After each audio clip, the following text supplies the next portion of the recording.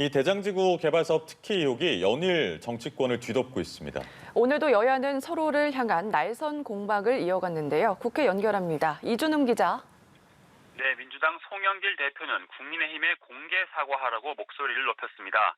곽상도 의원 아들이 화천 대유에서 퇴직금 명목으로 50억 원을 받은 사실을 다 알면서도 이재명 후보를 공격하는 건 후안무치라며 여야 합의로 곽 의원에 대한 제명 처리를 촉구했습니다.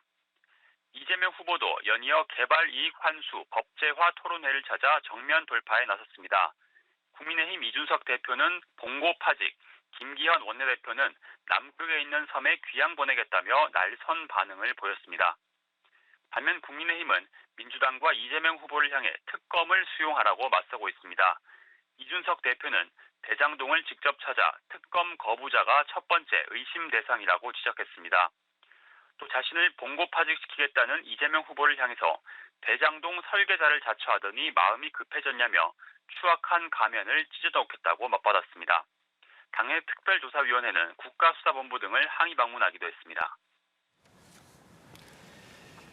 민주당과 국민의힘 경선 모두가 대장동 특혜 의혹으로 파묻힌 모양새긴 한데요. 각 당의 경선 소식 전해주시죠. 네, 민주당은 이번 주 제주와 부산, 울산, 경남, 인천까지 세 곳의 지역 순회 경선과 더불어 2차 슈퍼위크 결과를 공개합니다. 오늘부터 온라인 투표가 시작됩니다.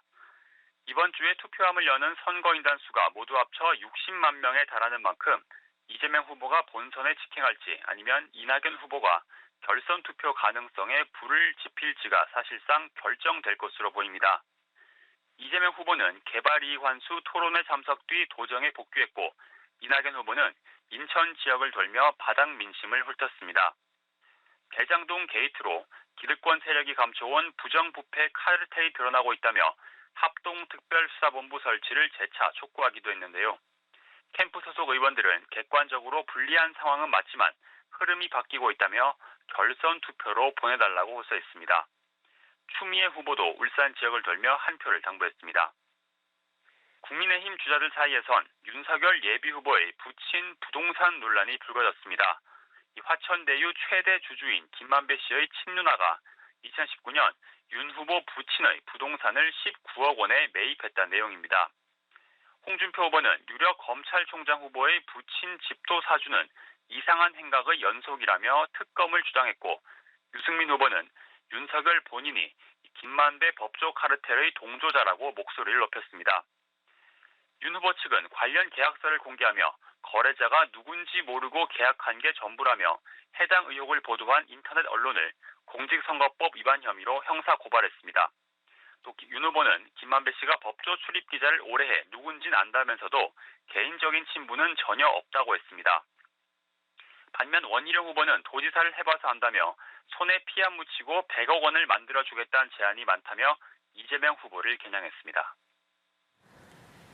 네, 국회 소식도 알아보겠습니다. 앞서 여야는 언론중재법을 그제 처리하겠다고 합의를 했는데 아직까지 합의안이 나오지 않았습니다. 현재 상황은 어떻습니까?